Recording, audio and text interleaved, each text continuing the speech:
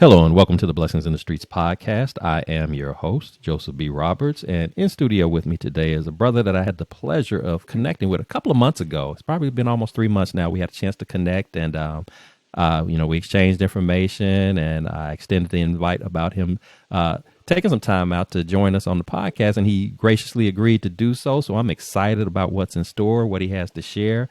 This young man is a entrepreneur. He is the CEO and owner of his own business, SRO Business Coaching Incorporated. He's a podcast host as well.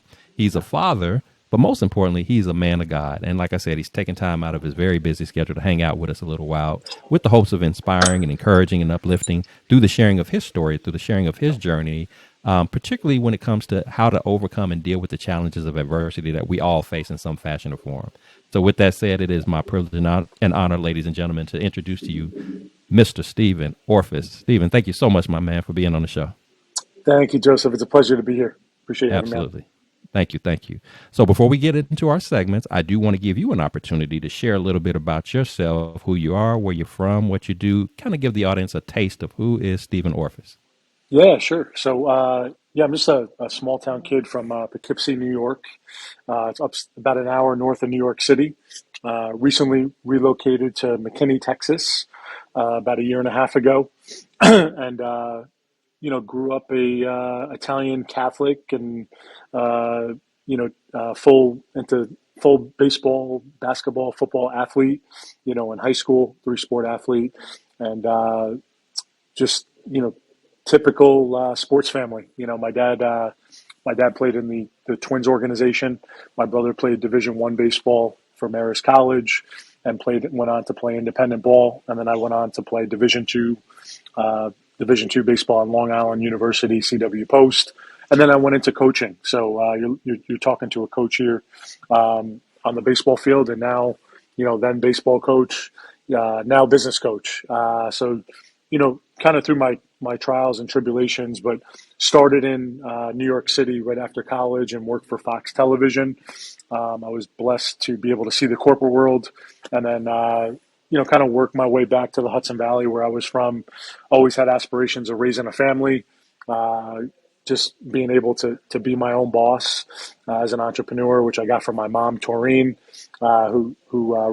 she runs her own bookkeeping business. So it was always inside of me. I was just needed some time to pull it out of me, and the competitiveness that sports gives you.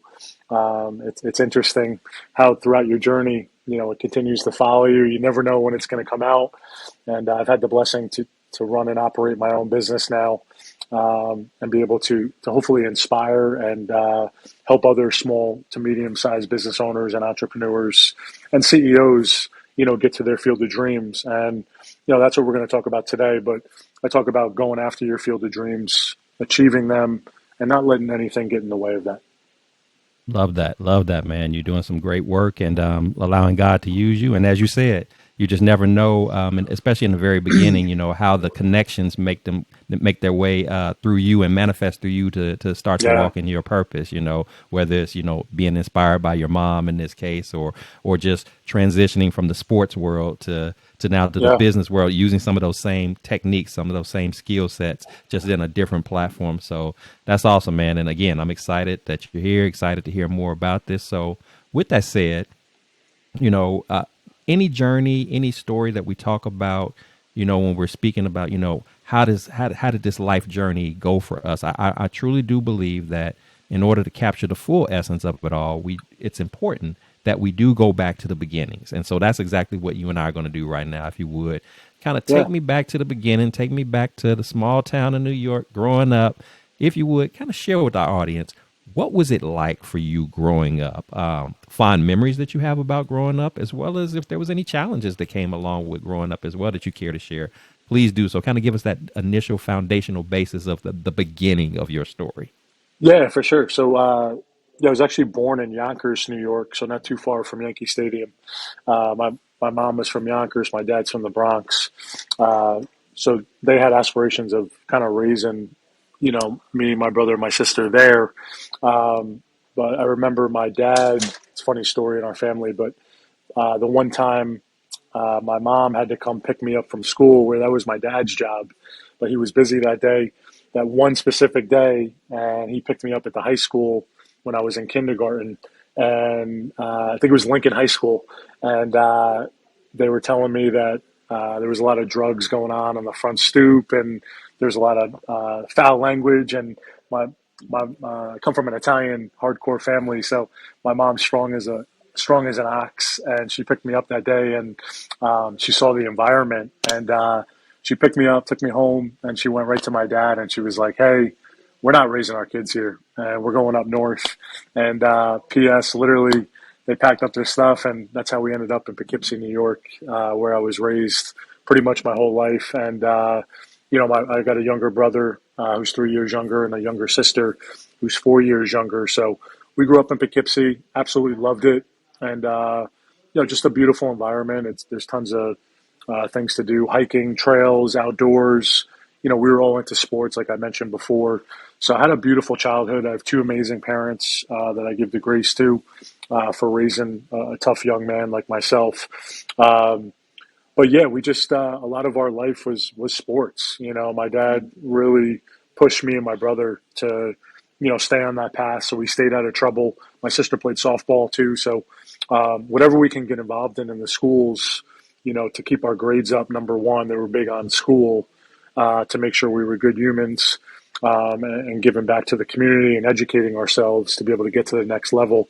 My dad retired from Frito-Lay, warehouse manager. My mom ran her own. She worked for a yarn store for many years, and then she turned into an entrepreneur when that company sold. So she was kind of forced into entrepreneurship, and she wanted to make her own schedule and go after her dreams. So being raised in that household, we got to see, the ups and downs of marriage, of life, of raising a household with young kids. It's not easy, and in the world that we live in, but we always had a tight knit family. That I give grace to my mom and dad for, because coming up, me and my brother always looked out for my sister, and me and my brother always looked out for each other, and we're best friends growing up. And we always had to, the competition was always there, which was healthy. And I'll be honest, my brother ended up probably really outbeating me in baseball, because at a young age, he always played with me and my friends, and he always got better and better. And he always had no matter what we were playing tennis ball in the street or hockey, outside our front yard, or shooting hoops in the out front in the driveway, he always got better and better because he was always around older kids. My sister too. So it was funny. My sister got super tough. She was a tomboy because of being around my friends and playing out in the yard, and challenging them to always level up their game. So it was definitely interesting, and no, just a great loving home, and learned a lot, and got to see a beautiful marriage, between my mom and my dad, and just growing up was amazing, and they were able to push us into college, and allow us to get into the adult world, and have kids of our own, make them grandparents, and find our jobs, find our futures. And my brother's married with two beautiful young children now, and my sister's still single, but she loves her job, she loves her life, and it's just finding your purpose, finding your why. And we were super blessed. We got a big family too, so I got a lot of aunts and uncles, and my dad's one of seven, my mom's one of nine. So we got family in Detroit, we got family in California, New York. So wherever we go, we always have somewhere. There's always an aunt and uncle or cousin somewhere. So it's Orefice in Italian as our last name. So I love that. I love that, man. Just the whole, family, community environment that you grew up in, and again, you can't say enough about having two loving parents who are yeah, just really pouring into the kids, and like you said, establishing those values, establishing that sense yeah, of accountability, hmm and just allowing you, as you use the term, field of dreams. Allowing you to just yeah, dream, yeah. and explore, all that life has to offer you. So that's always a wonderful thing, man. So I love to hear stories like that, and just again, just being able to be outside, because again, when we think about kids today, they don't go outside like we used to, and They do enjoy the not. outdoors, and doing whatever. We would, it didn't take much for us to just come up with stuff. Even if we didn't have a Yeah, particular sport to play, we'd find something, because it was always better than sitting up in the house. So yeah. so that's awesome, man. I love to hear that kind of upbringing. So So with that said, man, I want to go a little bit deeper with you. Clearly Yeah, you came up in a household that the foundational basis was there, yeah, those principles were there in place. But as you and I both know, as we transition into adulthood, there are other challenges, other experiences, and part of those experiences include storms that come our way. And with those storms, even every now and then, there's a storm that crosses our path that hits a little different. That it's a little bit more intensified, maybe to the degree that we question, we doubt, we wonder, how am I going to get through this? So, with that yeah. said, I'm curious to know from you, in light of all of the beautiful foundation that was set for you in life, tell me about a time when you found yourself in that space where you didn't know how you were going to get through this challenging time that you were up against. This was, again, a little bit more burdensome, a little bit more heavy than normal. You're here today, thank God. So we know, Yeah. I guess we can conclude that God led you through it. But maybe at that time, you had doubts, you had questions, you had concerns. So if you would share with us about a time that you went through such a moment, and what was that turning point where you began to see the light at the end of the tunnel, so to speak, as you were coming up out of that stormy moment in life? Yeah, I love this segment, Joseph. But I would say it was, before this, I didn't even have Jesus in my life. So, like I said, we just went to church on Easter and Christmas. But it was the year of 2020. My life changed overnight, and that was it for me. But I was December 2019. I took a position as a VP of sales for a window and door company in New York. It was my first big VP role in my career that I worked hard to get to. And January 2020, myself and a lot of my family and a lot of the people in my office got really sick in New York, and we didn't know what it was. And I went down for 2 weeks, and that never happens to a guy like me, as far as getting sick. And I'm a pretty healthy dude at 36 years old now, but even back then. And so for me to go down for 2 weeks, it wasn't the flu, it wasn't your typical cold or anything like that, and all of us were trying to figure out what it was. And fast forward to of 2020, and literally the word COVID started going around New York. And at this point, I literally just got into this career, this setup, set up the whole company to succeed. And I was married at the time, and we were planning to have a child in March of 2020. And so we knew we had a baby coming. We were trying to plan our lives. And my son was born March 14th, 2020. And Joseph, I kid you not, we leave Vassar Hospital in Poughkeepsie March 16th, 2020.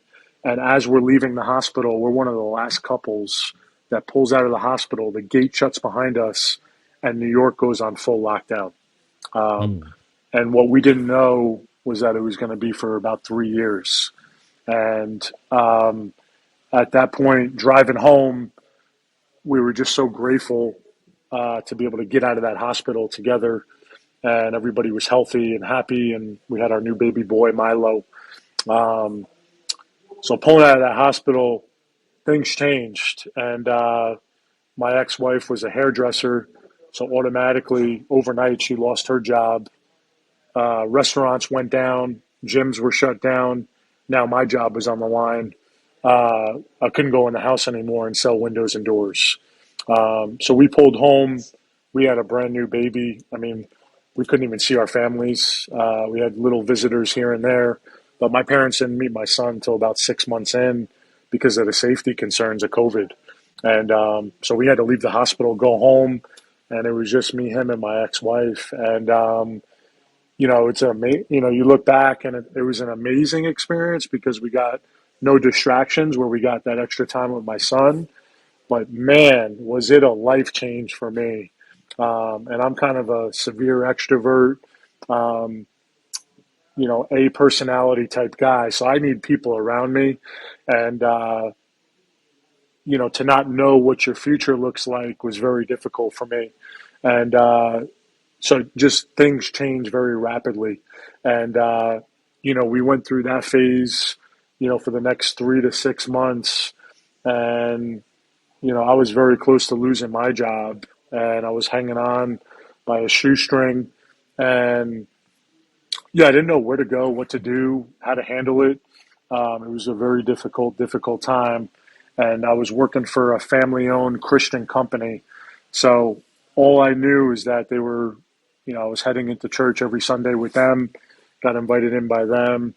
And I was doing my best to keep my mind together, keep my body intact, and just keep plugging along for my family to create a future. And,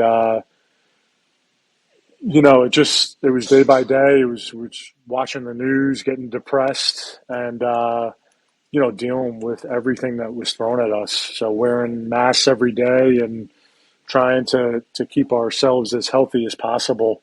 Um, so with that, I mean, it was rough. Like I said, I just didn't know what to do, where to go, and I kept fighting through, and I kept praying to God, and I was like, God, I don't know where you're going to take us. I had an empty parking lot at my job of not selling anything because we were a commercial supplier for contractors, builders, architects, and we weren't allowed to break ground at that time because of the government. And so all of our big jobs were frozen. So there was no revenue coming in to our company. And my partner at the time was like, hey, we may have to let our team go and you go. I'm paying out of pocket at this point. We're not going to be able to sustain this hit. And, I was just looking outside my office window. I'll never forget. And one day it was freezing, I think in the winter, probably February. I'm sorry, or sometime in April. And I looked out one day, Joseph, and literally there was a green light after it was about 6 o'clock. It was pitch black, and there was a green light on the barn. And I was just praying to God, and I said, God, give me some direction here. This is a burden that I cannot handle anymore, and I don't know what to do, where to go. And I just got the green light, Joe, and he was speaking to me somehow, some way. And at that time, my wife was struggling with postpartum. I was crying every day to work in front of my partner, and I was just felt so weak and kind of didn't, like I said, this is a little above my head. I can take challenges and stuff like that, but this was a really huge challenge. I felt like a burden. But I looked at that green light and I'm like, there's got to be a thinking way here to overcome this. And I was walking around the empty parking lot, and the next day I got a call from the networking group I was a part of that was based here in Texas. And they were like, Steven, we got to, you should hire a business coach and come into our program, and we can train you in business and give you some ideas to keep your business going during a difficult time. And the program cost $10,000, and it was money I did not have. And it was something I really wasn't interested in because just wasn't there for us. And I knew my wife at the time would have killed me if I invested in this. And the green light went off, and I was like, hey, I got to do this. I have my back's against the wall. I got my family to provide for. I have to make this job work. I can't go back. I just recently came from Verizon. I was selling cell phones in the stores. They were shut down because nobody was buying cell phones in person. So I'm like, I can't even go back to where I came from at this point. So this is kind of do or die.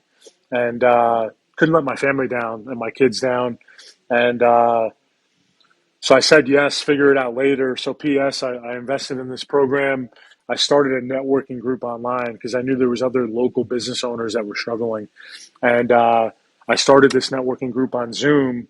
And my partner looked at me. He's like, you're crazy, man. I don't know what you're doing, but whatever it is, just figure it out. And I'm like, just leave me alone. I got a vision. I got a mission. And now I was doing this coaching thing on Fridays on Zoom with people all over the country that were business owners and entrepreneurs. So I was getting good intel and advice, and I had a business coach. And all of a sudden, Joseph, one day I came into the office. I kept a routine because I couldn't work from home anymore. I'm a guy of routine, comes from my athletic days. And I had to go into the office to pull the best ideas out of me and to get a break from the madness. And God was just telling me, like, hey, start a retail division. So at this point, we didn't have one in the window and door company, and Nobody wanted to go into Lowe's or Home Depot because of the mask, because of uh, the scare of getting sick, and there was thousands of people in Home Depot. So I opened up a retail division. I brought two contractors in, which was my idea, and I was like, "Hey, let's become a one-stop shop for windows and doors. We can sell on Zoom. I can send my sales reps in and wear a mask. People can keep their families safe inside. We could take most of the measurements from the outside. People are getting checks from the government, so they wanted to spruce up their homes so they can sit outside on a nice day and get some fresh air because nothing was open. So we were all stuck in our homes trying to figure things out. Nobody could travel. So everybody wanted to spice up their dining rooms and their backyards. And kid you not, it just, that group that I started throwing me front doors and house full of windows. And we were sitting on gold, and we became a one-stop shop. I started blowing up the brand on social media and Google My Business and just getting our brand out there. We became the go-to, local company that was a one-stop shop sitting right in our hometown where all of us went to high school, where all of us were raising our families, where all of us were working. So no, our competition was firing and letting go, and our supply chain was struggling. So we just had to test our business acumen and our knowledge and our camaraderie from a company. And we just came together. We went to church together. We brainstormed together, and within 3 to 6 months, the commercial side opened up. We started exploding by the seams, and it became a $1.5 million arm to our company. And we were actually hiring people. We were exploding through the seams. We were able to go from 1,500 square feet to 5,000. And, I had my son at home, so just was able to spend amazing time with him. And, just kind of took it to the next level from a professional standpoint. And through that, Joe, I would say, the company was prospering, but I lost myself. And, through all that chaos, personally, I was just, 24/7 with the company because I didn't want to lose this. I was finally experiencing success and fame, and we were on the front cover of the Door and Market magazine. I was getting interviews from the Chamber of Commerce's, and we were getting awards. We were getting this, getting that, and I just didn't know how to stop. I was just go, go, go, and I was gaining weight like a madman. I was drinking a lot, just trying to run from the anxiety and the depression, and had other things going on.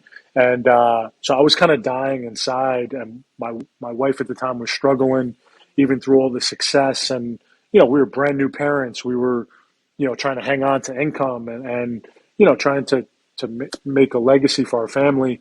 But without a doubt, man, I was just jumping to whatever was in front of me. And ultimately I hit rock bottom, man, and it came quick. And 2.5 years later, I scaled the company to 6 million as the VP of sales. But damn, did I lose myself. And I had to. One of the hardest parts for me was I flew out to Texas in 2021, and I was so burnt out. And I finally got to step away from the business, and I got to just spend time with my friends and some other people at a conference here in Dallas. And I got away from the madness and from being a parent for 3 days and just from all that extra stress from the pandemic. And I realized it bled over, and I never got to just like take it all in and sit back and just like handle it. I never got to handle it, Joe. And when you go through Hmm. 2.5 years of chaos like that, there's no, there, you can't even, maybe when you go to the bathroom you get 5 minutes, but beyond that it flows into your veins, and you can't get away from it, and because I had so much worry about my family and my job and my future, and I wasn't sleeping, and I was just going on short fumes every day. It was a grind 7 days a week. And so I came out here, I went back, and I walked into that company, and I just said, "Hey guys, I'm the only guy outside the company. I want a small percentage of the company, or even a change in commission structure, because I don't feel like I'm being compensated enough for what I've done over the last 2.5 years. with the grind. I mean, I was going 7 a.m. To 10 o'clock at night some nights marketing their company, and growing their brand, growing their dreams because I was the VP of sales. And I put all this extra emphasis on the self development and to business acumen that I brought into their company that I wasn't getting paid for. They're amazing Mm. people. I'm so blessed for the opportunity they gave me because that's what ultimately birthed my company because they said no to the percentage of being an owner and a no to the change of commission structure and even committing to my benefits for my family. And at that point, I said, guys, I love you, but I got to walk. I can't take anymore. I can't endure anymore. And I'm so burnt out, rusted out for 2.5 years throughout the pandemic. I gave my heart and soul to this company. I treated it like my own.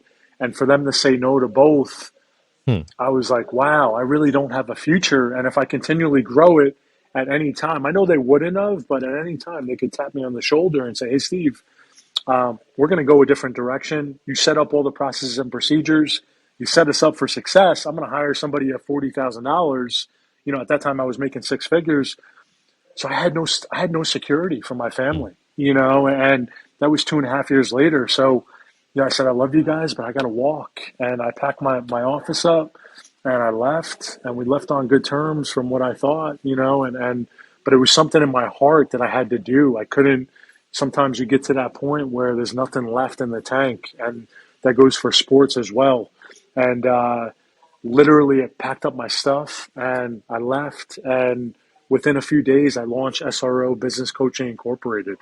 And I had a vision, I had a dream, and I just studied hard, and I knew my daughter was going to be born in 30 days. So you talk about pressure, being a dad and providing.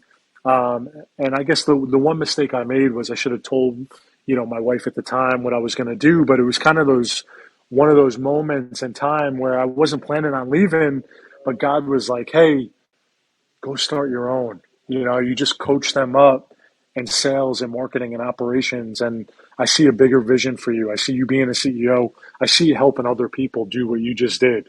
And I really didn't believe it at the time. So I was so scared and freaked out that I just did that. And I left six figures on the table. My parents didn't take it great. A lot of my friends didn't take it great.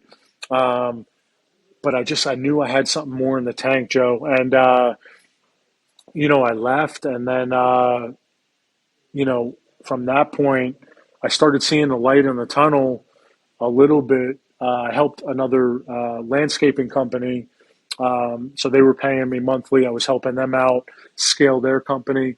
Um, and then literally went through a divorce and that I never planned for. So, like, just with that in itself, I literally hit rock bottom. So, had a beautiful luxury townhouse that we were renting. It was my dream home at the time. Um, Loved the space. I loved spending time with my son. And then ultimately my daughter was born in May of 2022. Um, so you talk about becoming a new dad, and you got your boy, you got your legacy, you got your daughter, and I had it all going on, man. And my wife at the time just had enough, and we through the pandemic, we just started going opposite ways, man. And it was really hard. And she went hardcore blue, hardcore Democrat. I went hardcore red. I went Christian. I went and got saved, after divorce. And so just a lot of the stuff we talked about change. It was nobody's fault, but you get hit with a tribulation like that. Sometimes you can't plan for those things. And I made some mistakes myself by just becoming a workaholic and maybe not being there for times that I should have been because I was hanging out to the job so much, with the window company. Um, just trying to keep the train going, man, and trying to keep revenue in and trying to keep as much stability as you could during that time of uncertainty. And man, was it there. And so, I had to stand up to some accountability, but I never thought I'd be divorced, man. And that was just a wrench in my chest. And, I was face down, man. And to anybody watching, when you get to that point of not looking back and you're the lowest of low, what are you going to do to get up? And I'll be honest, I had really bad depression, really bad anxiety. I couldn't even get out of bed. And, it was hard because I was divorced. I went Christian. When I got saved, I was mocked by my family. They didn't understand it. They thought it was a cult. Um, they don't believe in divorce. My parents have been married 30 plus years. It's Catholic. It's you ride or die with your spouse no matter what. And, uh, and then the third thing I had on my vision board, I always wanted to move to Texas. So they could not grasp why I would want to ever move. And at 2019, I was pitching to my wife that I wanted to raise my family in Texas. And it really coincided with my dreams and what I wanted to do and speak on some of the biggest stages and launch my own company. And I'm a cowboy at heart, as you guys see, but I love this environment, man. I love the outdoors. I love the warm weather. So I was pitching it, and it just wasn't coming to fruition. So I moved back home with my family, and what did it for me, Joe? And I don't hold any grudges against anybody, but I spent my birthday alone. I spent Christmas alone, and I couldn't get up, man, and I was struggling. And after I got saved, I just prayed to Jesus. He really renewed my spirit, man, and I truly felt a divine change in my attitude and my effort. I got back in the gym. I prayed every day. I got into the Bible. And I'm not pushing Christianity on anybody, but all I will say is when you lose everybody, and I lost everything, and I was barely seeing my kids. So a lot of my friends, I got the X, and my family gave me the X, and all I had was Jesus. And to get up every day and not know what you were going to do, where you were going to go, and how you're going to be able to get out of it. I just had him, and I had prayed every day, every night. I was in the gym. I lost 40 pounds in the gym, got back to my playing physicality, and I renewed my mindset. I was networking online. I was in church every Sunday. I was in all the men's groups. I was reading every day, and I was just praying for my future. And within 2 weeks, Joe, as soon as the ball dropped, within 2 weeks of the new year of 2023, I got a call from my friends out here to come run their roofing company and be VP of sales, bring my two dogs, get an apartment, get out of that negative environment, and rebuild my life. I already had some friends here through Master Networks that I was a part of. So I knew the environment. It was on my vision board. I was writing it out every day. God, bring me to Texas, set up my future. I'll build a bridge back to my kids. And my dogs were a big piece to my stability. I was about to lose my dogs because my ex couldn't handle it. My parents had dogs at their house already, and I couldn't take any more heartbreak. And Mm-hmm. I literally prayed, and I was like, God, bring me wherever I'm supposed to be. And I got that phone call that I'll never forget. And they gave me some money up front to be able to restart my life. So I had all my stuff in storage, sold everything just so I would have enough money to get here, and sold all my old memories, in my old life. And it was the best thing I could have ever done because God humbled me, and I realized that all of those things that I was, in the midst of all the success I was chasing, in the midst of all that, me mentality to try to get to the next level, it means nothing, and it's all about experiences. It's all about God. It's about family, and it's about your career, but it's about staying humbled, right? And Mm-hmm. staying within who you are as a person. And in New York, I always had to pretend who I was around my family and, kind of be something I wasn't because Mm-hmm. I couldn't live, as an entrepreneur in front of them because they always want, they want you to get the job, get the W-2 job, get a 401k, retire there for 40 years and call it a day, live in a little, home with a white picket fence. I always had bigger aspirations, man. So I was always misunderstood. And it's not a negative to anybody, but always had that inner gut feeling of missing piece. And now I'm realizing that for me, that was my faith. And I didn't understand it because, like I said, we only went twice a year. But that spiritual side was missing in me to really complete me. And Mm-hmm.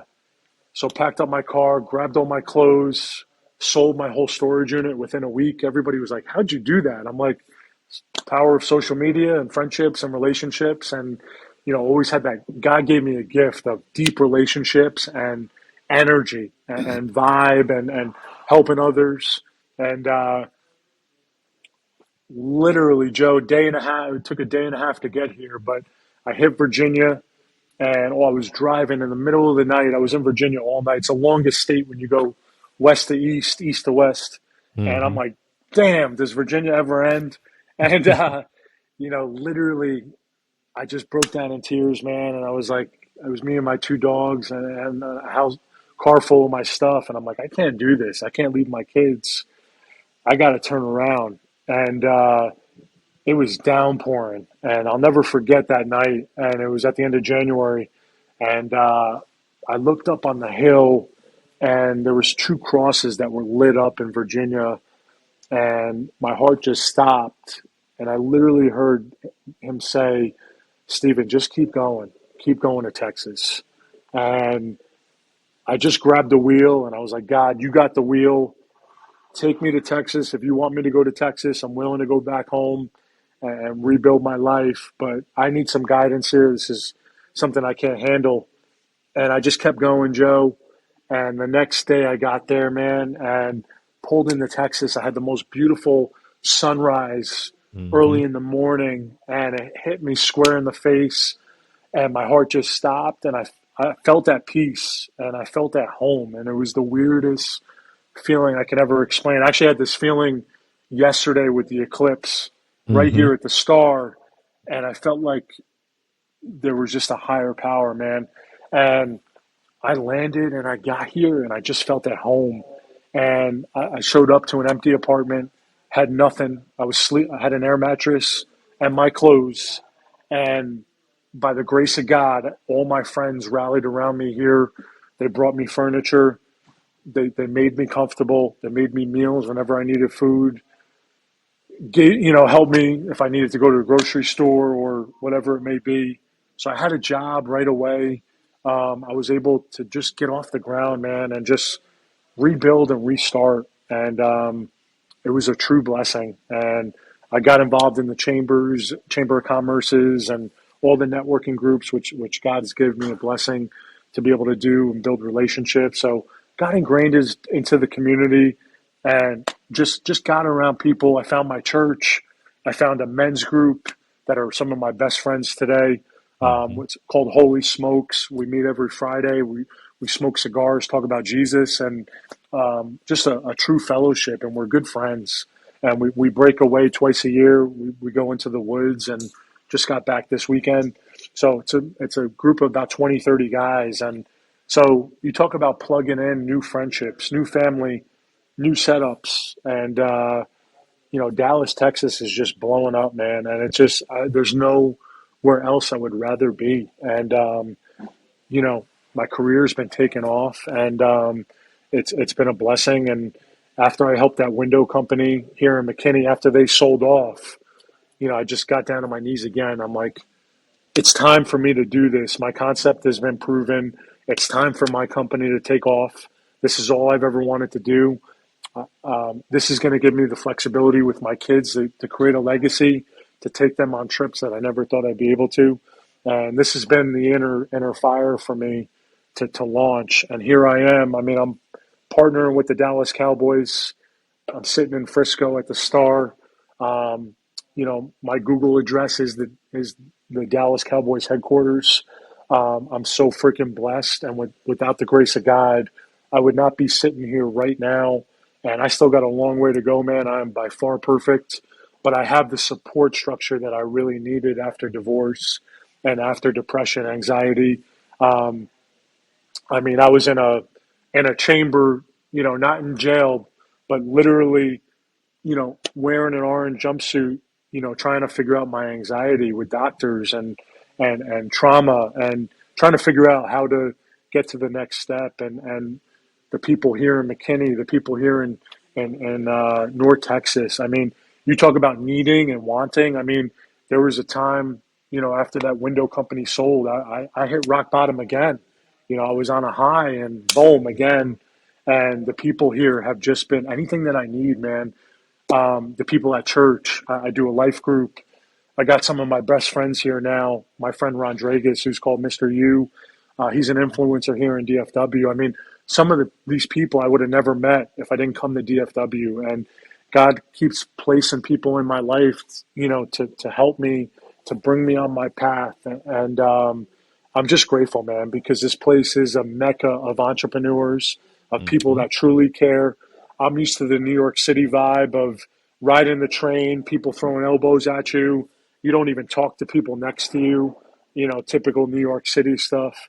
I used to walk the halls of Fox Television at a college, and the high level VPs wouldn't talk to you because you're right out of college, and you walked with fear and anxiety and stress. And everybody truly, genuinely wants to help you here, and through your church, through networking groups. I've never seen networking like this here for business and for personal, and meetup groups, and whatever you're into, you can get involved in here.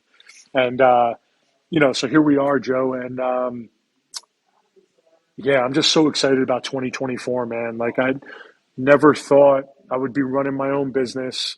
Never thought I'd be partnering with the Cowboys. I mean, I'm dating again finally. I've been able to heal myself from all the Mm-hmm. trauma and the trials and tribulations that I've gone up against, and just some of the persecution that you deal with after divorce, and just life in general, man. And it's been a challenge, but I wouldn't change my journey because it's made me a better man. It's made me dig into who I was the last year and a half, and get 1% better each day. My health is some of the best I've ever been. I mean, uh, it's crazy. I really have morning and evening routines now. I know how to handle myself and make sure I stay on track with my mental, my spiritual, my physical health. And Mm-hmm.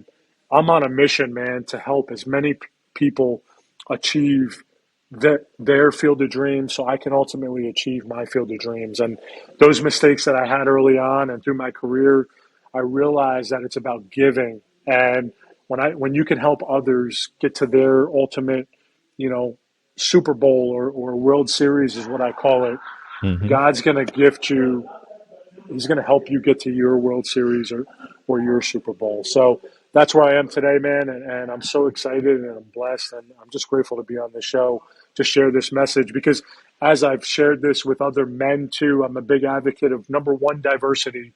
So I'm pretty heavy in the Black community, the Spanish community, because I truly believe we need to get around others. And Mm-hmm.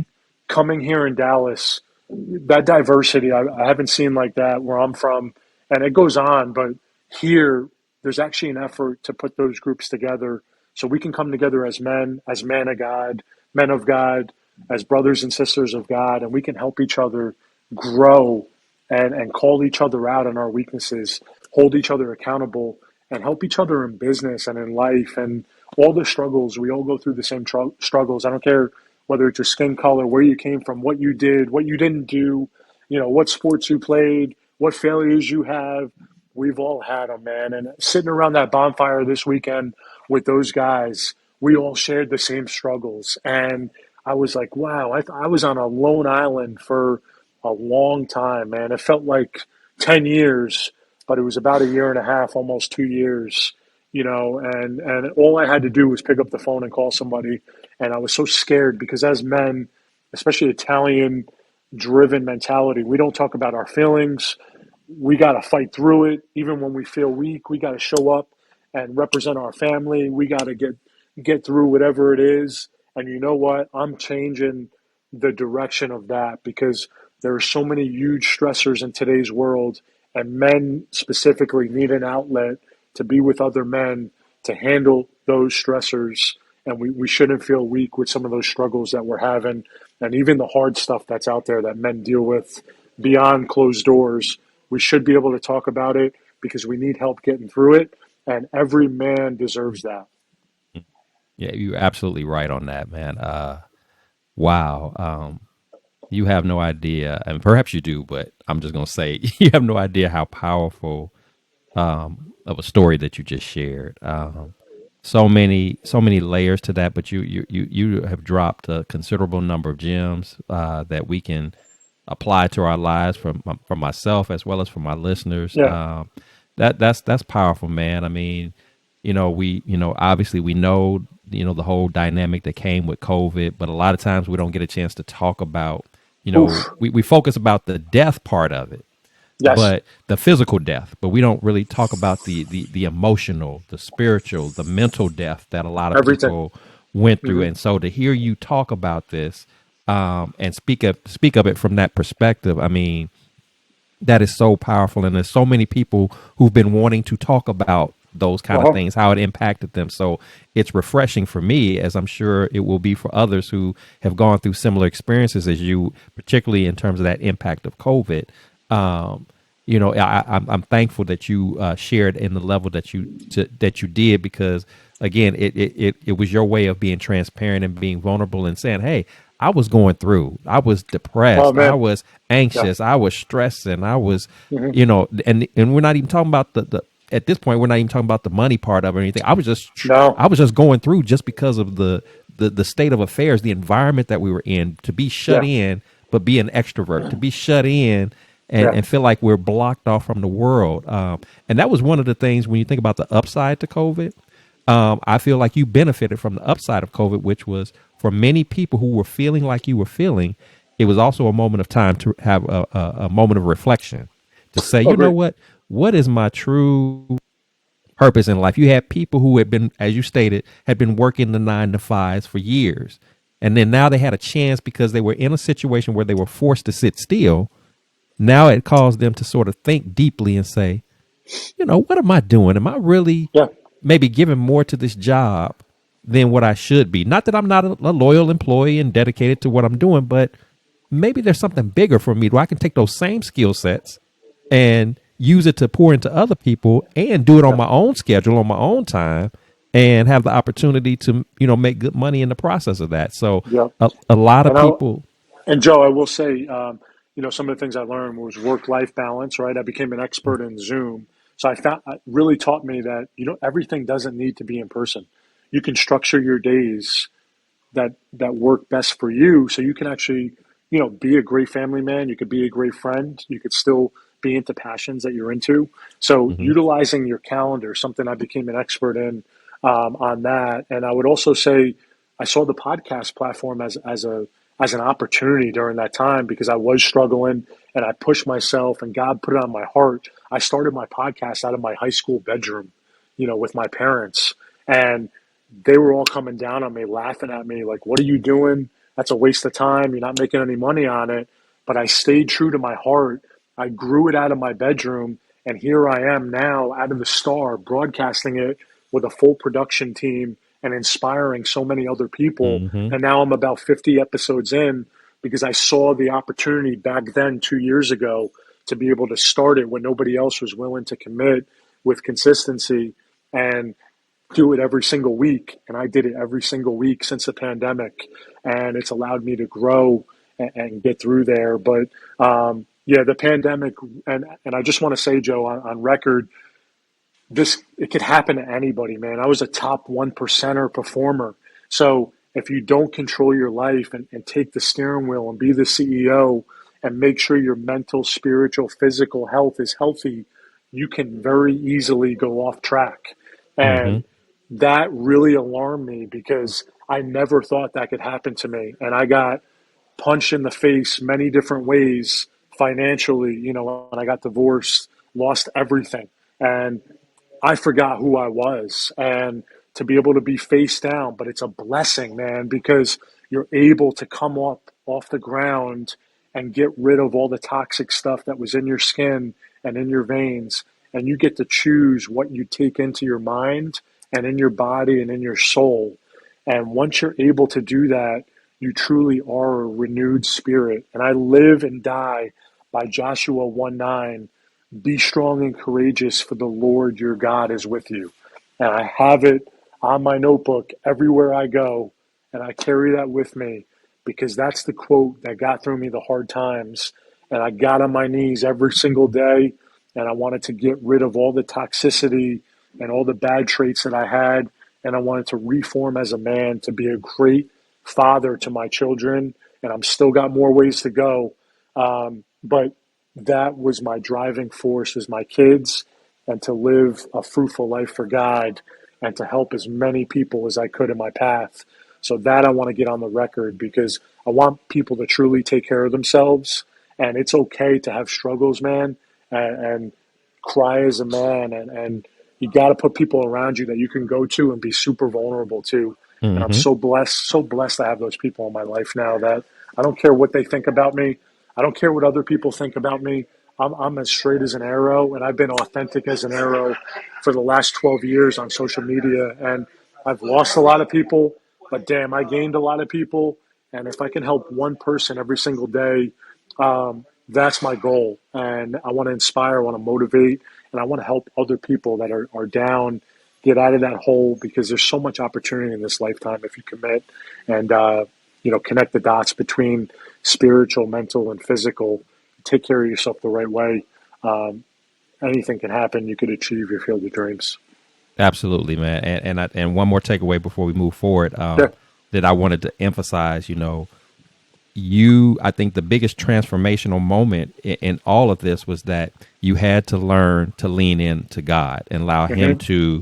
to carry you through. It was like you had good intentions. You Yeah. knew that, hey, I'm up against the wall with COVID. I got a wife. I got a newborn. Mm-hmm. I got to make a way. You were stepping up as the husband, as the Yeah. dad in the Yeah. home to Yeah. try to take the household. To try to take care of your household, but where you slipped up in that moment in time at that point was that you were trying to do it all yourself.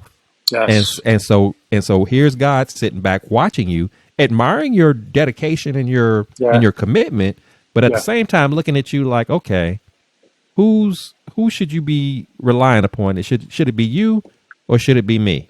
And so Yes. he had to let you go through what you went through, even experiencing the highs of it in terms of the success, but Yeah. also allowing you to reach to get to that point where you started to feel that burnout. Where, as you Yes. stated, I lost myself. Even though I Yeah. was blowing up financially, Yeah. business was going well, I just still felt lost in the midst of all No. that. So how is that possible? How do I feel lost if It's everything around me was going so well? Why do I not feel well? Why do I not feel yes. good about this? And so God had to take you through that, get you so far down, not to take you out, but get you low enough to where, like you Yeah. said, I had to humble myself. I had to basically face down and say, Yeah. okay, something is wrong here. This is not the way to go. Lord, deliver me through this. Help me work this out. And Yeah. when you did that, that's when the turnaround comes. That's when the transformation comes. That's when Uh-huh. God is able to reveal some things to you to say, now, this is how you do it, but don't try to do it all by yourself. That's what I'm here for. I just Yes. need you to operate in obedience and follow my lead, not follow your lead. Mm-hmm. But he had to take you through that. And then you fast forward to today, your experiences, as trying and as challenging as that was, it prepared you. That's what the beauty is about storms, because we oftentimes look at storms as a negative event. And while Yeah. they may not feel good in the moment, the purpose of the storm, the reason why God allowed you to go through it, is because he was preparing you for a bigger purpose, for a higher calling. And so here you are now, operating in that calling, operating in that purpose, to where the very challenges, the very struggles, the very heartaches and pains that you went through, you're now pouring into other people, helping them to not have to go through that. Or perhaps if Yeah. they're already in that moment, helping them to get up out of it faster than what you had to deal with. Because, Yeah. but again, that's a part of the what we sign up for. When we're called to do a thing, part of that contract, if you will, means we got to go through some stuff. We have to experience it so we Mm-hmm. can be able to empathize, so we can be able to connect. We can have that relatability factor with those that we're going to come alongside of and pour into in the using of our gifts. And that's exactly what God has done with you. And that's what makes your story so powerful, so special. Yeah. And as you said, you're just really beginning. You're still just scratching the surface. So that's an Yes, sir. awesome thing, man. I appreciate your vulnerability and in Yeah. sharing your transparency and sharing that's such a powerful story. So with that said, Steve, when you do go through challenging times, I mean, obviously you've talked about some very heavy things, but all storms are not going to be heavy. Sometimes it's just day to day, Yeah. things that we have to deal with or what have you. I'm curious to know from you, what is the routine, the regimen, the process that you typically like to go through when you find yourself facing a particular challenge or battle that you need to overcome? Like, what does that look like for you? What works best for you when faced with adversity? Yeah, I mean, number one, I would say your routine shouldn't, this is something that I learned. Even when you have nothing, your routine should still be the same, even when you're achieving success. So if you can keep your balance across the board, um, even through the tribulation, so that rough time taught me to create good habits that I was able to carry on today, even when I'm still going through storms like any other human. So, but even through that storm now, I have such a regiment, and I have God take care of me and guide me through it. And I don't get so obsessed with it and overwhelmed with it like I used to, that I'm able to push through because I know there's an ending. But I would say number one is I get up, read the Bible, for 20 to 30 minutes in a quiet area. I got a beautiful area where I could either sit outside or I could look out the open glass, and I'm able to drive through that and and just feel His Word speak to me. And Mhm. then I have a hot cup of coffee. I love coffee. And then, from that point, I shoot to the gym. I get my body moving. That helps me release stress. It gets my mind nice and sharp for the day. I wake up at 4:30, 5 a.m. every morning, and so right then and there, I get the word. I get my workout in, and then I get back and I'm starting to get into my day slowly, but I take advantage of that quiet time because during that pandemic, waking up, it was chaos from start to finish, and it just never ended, And that was the challenge that I had, Joe. And so, really, the spiritual and the physical piece early in the morning is very important. And then I would say at night, because I'm an A personality, it's hard for me to wind down. So I struggle with that in the pandemic, and would tremble at night and struggle because I'd be living off such a high. So what I do now is I drink hot lemon ginger tea. I have a nice cup of hot tea at night, and I sit and I listen to relaxing music, whether it's the ocean, meditation, or something that I feel is or relaxing music, and that allows me to just sit back and calm myself down, shut off everything that I have going on, and then I'm able to take a hot shower. That's a big one for me. So just relax your body. Um, and then I'm able to just lay down and read. That's my last piece. When I read business books at night or inspirational books, for a half hour.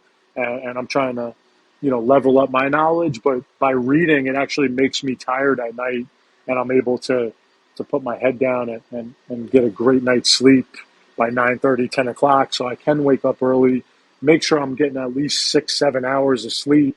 So my body is rested, my mind is rested, and I pray right before bed, and I keep a positive vibe going into the next Mm. day, and I let God, put His word into me at night and early in the morning. So, you start with Him, you end with Him, and again, it's submitting your life and giving all glory to Him to be able to guide you and let Him take your life from that point. Because I love that. I had such a, my biggest weakness, Joe, was I was a big planner. So I had to know what I was doing the next day, the next week, the next month, 6 months from now, a year from now. I planned my engagement, planned my wedding, I planned when I was going to have kids, and it was all aligning. But ultimately, that's not how life works. Your Mm. best laid plans become your worst laid plans. So once you let all that go and just be like, God, put me where my passion and where my calling is, and we're the most qualified to help those that have gone through what we have gone through. And every day I look for that one person, man, exactly like I was saying before. So start the day with Him, end the day with Him. Create your own routines, though. Mine's not perfect for everybody, but you can alter in your own routines, whatever you like, what you need to do, and just stick to your calendar, man. I have all this on my calendar, and I live and die by my calendar, and I have alarms on my phone to let me know when to wind down. And at that point, I'm not taking any more calls. I'm not taking any more distractions on social media. It's getting away from these phones that, Mhm. really ultimately got to keep yourself connected with nature and people and yourself and your spirit. So you got to, set your own routines in the morning and at night. That's going to help you to get to your field of dreams. I love that, man. I love that approach because what I'm hearing you say is, and I want our listeners to understand too, is we're not saying that it's anything wrong with being, a planner or an organizer.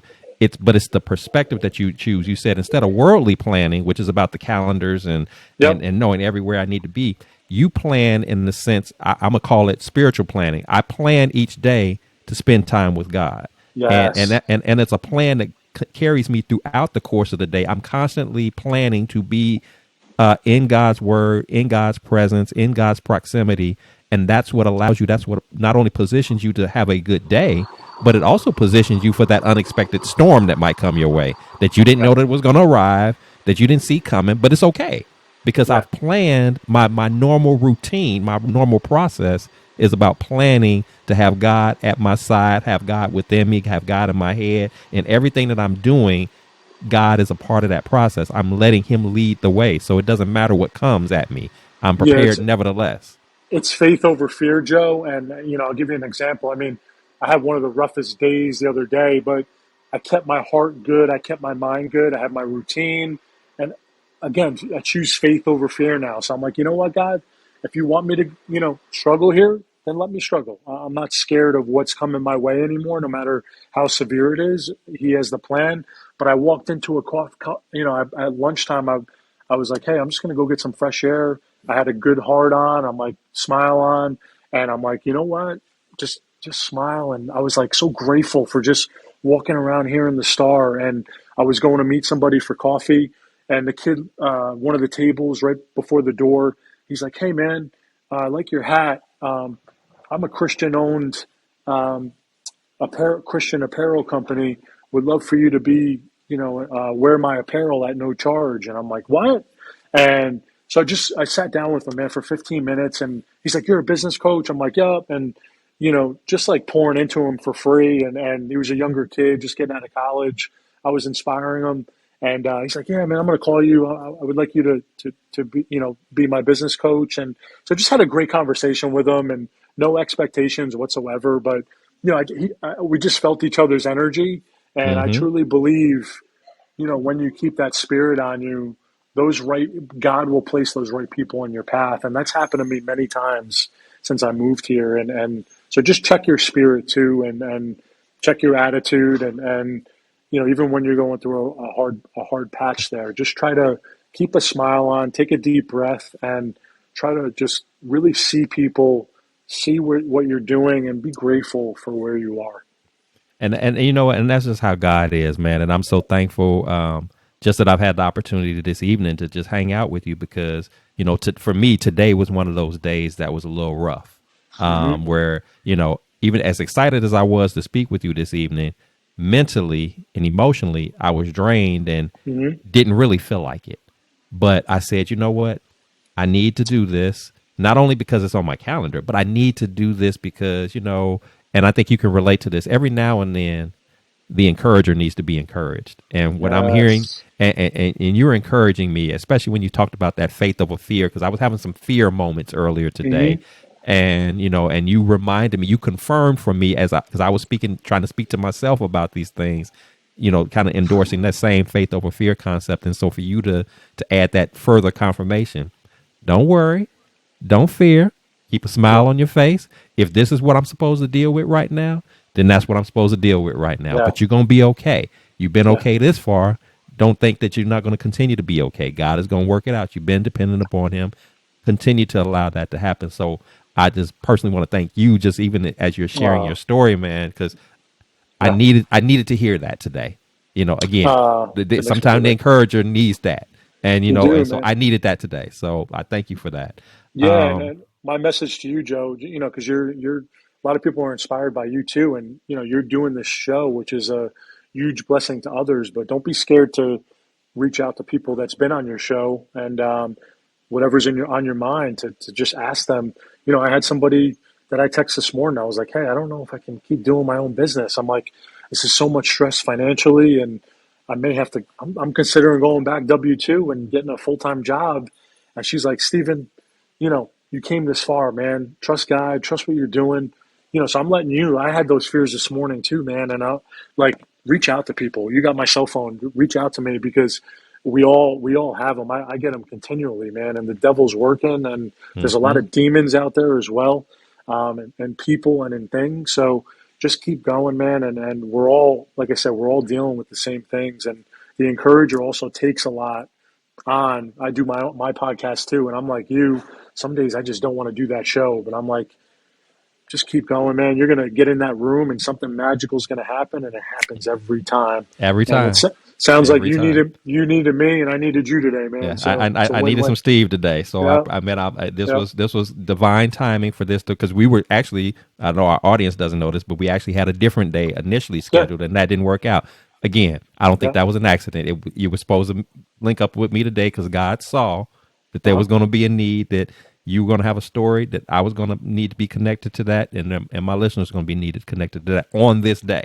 Yeah, So God's timing is everything. So Steve, when you if I want to kind of ask you this, if you had a chance to speak to the younger version of Steve, I mean, you've told me a number of different challenges and obstacles and moments of adversity that you've had to overcome.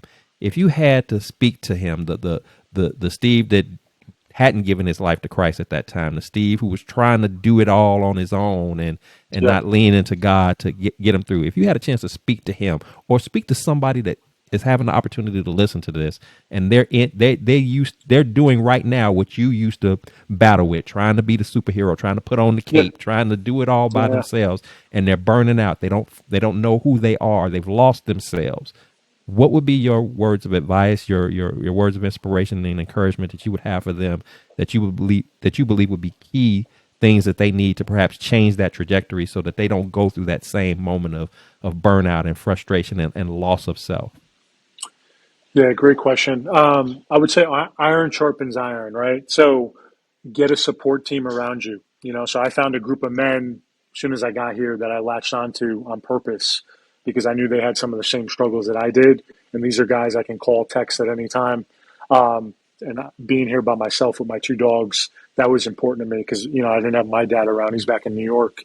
So get a support, whether man, woman, get plugged into a church, and it's up to you if you want religion in your life or not. But, we shall prosper around groups of people, and God wants you to be around people. As soon as you start isolating yourself, that's when bad things happen. And I wish my family and some of my closest friends back in New York would have said something or forced me to do something, but I can't hold that against them, right? They weren't educated enough. This stuff happens quick. But if you see somebody in your family or a friend struggling and they're isolating themselves, you need to reach out and extend help. And Hmm. that's a big thing that I'm talking to everybody that I meet, because that's when stuff is going to come out and start to go down.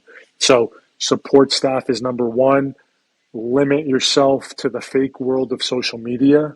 So Hmm. I was so competitive with myself, like it became an addiction for me to get to the next level on social, and had to be this guy, appear this way. A lot of that stuff is just, you only see the good on there. So people don't share their struggles on there. So make sure you limit your usage with that and break away, have those morning routines, have those evening routines. Make sure you're moving your body in the gym and whatever that looks like, whether it doesn't even have to be working out. You can go walk in nature, you can run, you can bicycle, whatever you feel, get your vibes going, get your endorphins going. You got to feed the body physical fitness. That was a big piece that kept me sane during a really rough time. Mentors is a big one for me.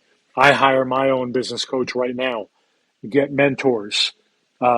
You need one in personal, you need one in professional, you need one spiritual. I have a spiritual coach now. So they're plugged into my church. I go there once a month to their house, husband, wife. I highly respect them. They pour into me like no other. So I have a business coach, I have a spiritual coach, and I have people that I can go to for a physical trainer when I need them. So plug in to mentors. Mm. Um, I would say what I know now. Um, stay away from your triggers. You Mm. know, put Yeah. yourself in it. Put yourself in an environment where you can prosper. So as soon as I took myself out of that negative environment and I put myself in a positive environment here, it's worth every dollar because it will allow your mind to visualize where you want to go and put the right people around you to collaborate with. Do a vision board. I'm big on journaling. So do your IMs every morning. I am grateful for, do 5 of those every morning. I am passionate. I'm a leader. You need to hear yourself say it, right? So do 5 of those every morning. Um, the vision board's big for me, man. It's the first thing I look at when I get up, and it's the last thing I look at after I pray and go to bed. So, um, put things on that board that you want to achieve in the next 12 months. And you'll be surprised when you're looking at that every morning when you get up and you manifest it and you get into your day and you're journaling it. Hey, I want to start my own business. I want to hit $1 million in revenue. I want to go to church consistently for 6 months every Sunday. I want to start a small life group church. I want to, help 5 people get to their business field of dreams, whatever that may be. I want to, work out consistently for the next week. Those things you start manifesting when you have it visually and you start writing it down. It's pretty amazing how your mind works to that. And God sees that and He starts gifting you Mm. blessings that you never thought you'd be able to see. So, taking time for yourself early in the morning, like I said, that is key, or late at night, whatever. If you're a morning person or a night owl, you can cater it to your schedule. But quiet time is the most important time in this crazy world before your phone starts ringing, before you start getting pinged with social media, before your family members start bothering you. Um, take care of what you need to take care of, so you're putting your armor on spiritually and physically, so you're ready for the day and the day doesn't run you. That was a big mistake that I made during the pandemic because you'll get worn out and burnt out pretty damn quickly. Yeah, yeah, and I appreciate that, man. That is beautiful advisement, and I'm already dropping those gems into my own pockets. Like, yeah, I need to do more of that. He's exactly right about this. He's exactly right about that. So appreciate you dropping that on us. So Yeah, and, so and and Joe, it's nutrition. Joe, I meant to say that. That's part of the gym piece. But nutrition, what you're putting into your body. I was eating like crap, man. Whatever, because I was so stressed. So I was jumping to burgers and pasta because it made me feel good. Um, it was pleasure, for hmm food. When you're really stressed, you're going to jump to that stuff. Alcohol. I was like, oh, I need a beer. At lunch, at dinner, give me a beer. But when you really focus on your health and you digest and you take a step back and a deep breath, you're like, oh wow, I can see better. My mind is working better. I'm feeding my body, my mind, and my spirit. And last piece here is make things non-negotiable. So I mm, make I make Wednesday night church and Sunday mornings non-negotiable. I make the gym non-negotiable in the morning. So that's red in my calendar.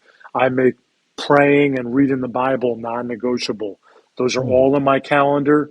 Nothing nothing breaks my streak on that unless there's a family emergency or my kids need me, or something's really serious where I have to venture out. But nothing, when I send my link to people to book time with me, that stuff is already blocked off and they can't book that time in my calendar. So live and die by that. And I promise you, sir, that your balance will be in contact and in control, and you are the CEO of your life. Mm. Man, that is awesome. I love that. That's gonna stick with my in my mind the rest of this evening is, the non-negotiable. the Hmm. boundaries. But I think Yep. to me, the non-negotiable is even bigger than the boundaries. It's like It is. the non-negotiable, like, nope, Yep. this is what I'm going to stick to. And it's not even always about other people making it non-negotiable. It's the commitment to It's self. you. It's It's you because we're born with giving souls, right? We want to give, give, give. But if you don't put that mask on the plane when it's going down first, you can't help anybody else. right. And that was my big mistake during the pandemic. I didn't take care of myself so I could take care of my wife at the time and my kids because I was just go go go giving giving giving, and you're going to run yourself into the ground. So even if you have a significant other, um, just communicate to them and let them know up front, hey, these things are really important to me because I want to be the best man that I can be for you, or the Hmm. best brother, the best husband, the best uh, um, son or daughter, or to your parents. You let your family know, and you're sincere, and you're like, hey guys, just no text between 5 and 7 a.m. No calls. I'm not going to pick up my phone. Reach out to me afterwards, or shoot me a text message and just say, hey, it's an emergency. So you create the boundaries with your family and your friends to cater to the schedule that you need to become the man that you want to be, Mm. and the man of God that you want to be. And I guarantee you, Joseph, those are the things that I'm so happy with myself now. I'm so authentic. And it's not about the money in the wallet, it's about how I feel waking up every day. And I've been the brokest of broke, man. And I'm like, walking around with $10 in my wallet, but the happiest I've ever been. And just being present, with people, and being able to put my phone face down and focus on that person like I'm doing with you right now, and just appreciating the relationship, and the togetherness, and being able to be with that other person, and just appreciate the fellowship that we have going on right now, and feel it in your veins, man. And people don't do that anymore. And I've learned that, and I struggled with that in the past. And I'm no longer going to struggle that with friendships, with family, with my kids, with my significant other. And with just rendezvous like this, I'm like, I'm giving, when I block off time with you, I'm giving, you got my full attention, and I'm giving you my all. And I expect the same out of you, because we're blocking time out of our schedules, out of time away from our families, and time away from our careers, so to make money. So I take this very seriously now. I appreciate that. Appreciate that. So, man, it has been a pleasure chatting it up with you, man. So much you've poured into me and to my listeners this evening, man. This has definitely been an awesome time well spent, hanging out with you.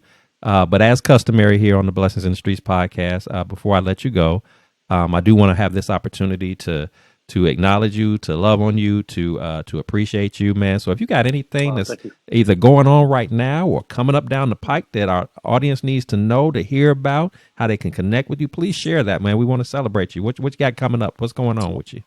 Fantastic. Thank you, Joseph. Yeah. So, yeah, guys, I'm the CEO of SRO Business Coaching Incorporated. So it's a three-tier business. So number one is I coach individual companies scale and grow on a cleat string marketing budget. So I can help you take your company and scale into the millions on a cleat string marketing budget. I give you business planning strategies to scale and grow. My one big concept is 135 Field of Dreams GPS. What that is the one is the annual sales revenue goal that you want to hit within 12 months of time. Then I do the three buckets, which is sales, marketing, operations. I learn about your business, and then I give you 5 strategies under each, a who and a when inside your business, so you can hit that annual sales goal, so you can achieve your business field of dreams. So I'm looking to meet home improvement companies, construction companies under 5 million, under 50 employees that want to scale and grow, and they struggle right now. They're stuck in the mud. They don't know how to get to the next level. And then I do CEO Field of Dreams Business Academy, which is a free academy for CEOs to scale and grow. Every Monday night at 5:30, I'm on Zoom. You can reach out to me on my website at www.srobusinesscoaching.com, and you can register, or you can find me on all social media platforms, SRO Business Coaching, on Instagram, Facebook, LinkedIn, YouTube, and TikTok. Or you can find me on any social media as well, Stephen R. Orfice. on anything all over the board. I'm pretty active on social media. Shoot me a message. I'll register you every Monday night, 5:30 on Zoom. And April 18th, I'm doing it here at the Star in the conference room, 5 to 7. It's going to be catered, and I'm going to do a free 135 workshop for you and your business and give you free ideas on how you can take your company to the next level. And then the third piece, how you guys can help me, is I'm a keynote speaker. So I talk about the 135 Field of Dreams GPS workshop. So if you need a keynote speaker to come in and talk to your companies and your sales meetings, that's what I love to do. I talk on sales, marketing, operations, business development, leadership. So I can come in and bring you guys food, or just take a 2-minute slot, drop some knowledge and wisdom into you guys. I skipped 2 different window and door companies, one from 2.5 to 6 million in New York in 2.5 years, and one in Texas, 250,000 to 1 million in 8 months. So I know how to scale companies. I'm also a Field of Dreams business podcast host. So if you're looking to come on my podcast as an entrepreneur or CEO, reach out to me. I'll get you on my show. We can film it here at the Star, or I can use a program like Joseph's using, as shown, called StreamYard. And then the last piece is I'm about to be a published author in 90 days and have my own Achieving Your Business Field of Dreams book that you're going to learn my tactics and strategies and about my story that I told here today with Joseph. So I'm excited for you guys to get that in hand. I'm going to be an Amazon bestseller. I was already featured in another Amazon bestseller by Guns N' Roses' assistant. He was Axl Rose's assistant back in the day, Craig Duswalt. It's called Marketing Like a Rock Star. It's on Amazon. I have 2 pages in his book. I was one of the 30 entrepreneurs featured in his book. Now it's my time to go after my field of dreams. I'm going to write my own book, Joseph, and I'm going to be able to share this story with the world, because I truly believe I've been qualified, and I want to help those that I don't want people to struggle that what I went through. I want to be able to get them through that and get to the next level. So without further ado, guys, no matter who says it, no matter what says it, no matter what gets in your way, go after your field of dreams. You deserve it. You were born to do something great, and don't ever stop chasing your field of dreams. It's worth it. You deserve it, and it will happen. Love that. Love that. Very well said. So, audience, you've heard it. You know how to connect with him. He's got a lot of exciting things going on. So there's something there for everybody to benefit from, especially if you're an up and coming business owner trying to scale your businesses at the highest of levels, beyond what you ever imagined that you think you could. So great stuff, man. Looking forward to your book coming out as well. So congratulations on that. And just, again, just blessings to you, man, on everything that you're doing and lives that you're changing and the way that you're pouring in.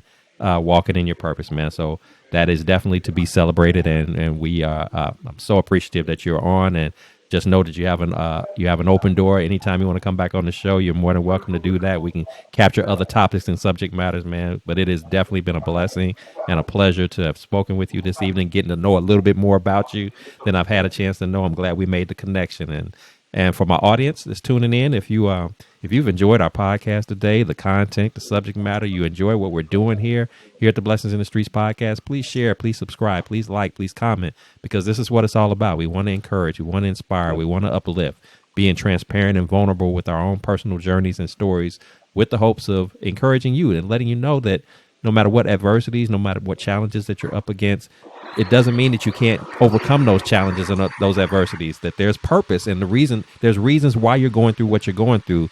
And so that's why you can't look at it as a negative event. God wouldn't allow it to come your way if he didn't mean it to be something of positive and elevating you to that next level. So keep that in mind. And speaking of which, if you don't have a relationship with God, I promise you, it'll be the best decision that you'll ever make. Stephen is, made that clear. I'm making that clear as well. We're not telling you something that we heard. We're telling you something that we know from personal experience. You do not have to do life alone. We were never meant to do life alone. He is there for us. He loves us unconditionally. He wants nothing but the best for us. Lean into him. Allow him to be in every aspect of your life. And I promise you, the possibilities will be unlimited, and you will have an abundance of not only blessings for yourself, but the opportunity to be a blessing to other people. So with that said, remember here at the Blessings in the Streets podcast, this is the place where your story is your glory, where your relationships are relevant, and your journey is your joy. I am your host, Joseph B. Roberts. Thank you so much for tuning in. And until next time, you keep fighting that good fight. You keep hanging in there. Keep leaning on to God, asking him for his guidance, for his direction, for his covering of protection. Let him be the eyes and ears for you to navigate you through those challenging and difficult moments in life. But not just then, even when times are going well for you, stay consistent, stay connected with him. Yes. He wants to be a part of not only when you're going through, he wants to be a part of it when everything is going well also. So don't leave him out of any of those moments, and just trust and lean into him. And I promise you again, you won't go astray. You won't go wrong in that decision. So thank you again for tuning in. I look forward to seeing you next time. And you take care of yourselves in between that time. So see you later, and you have a good rest of your evening.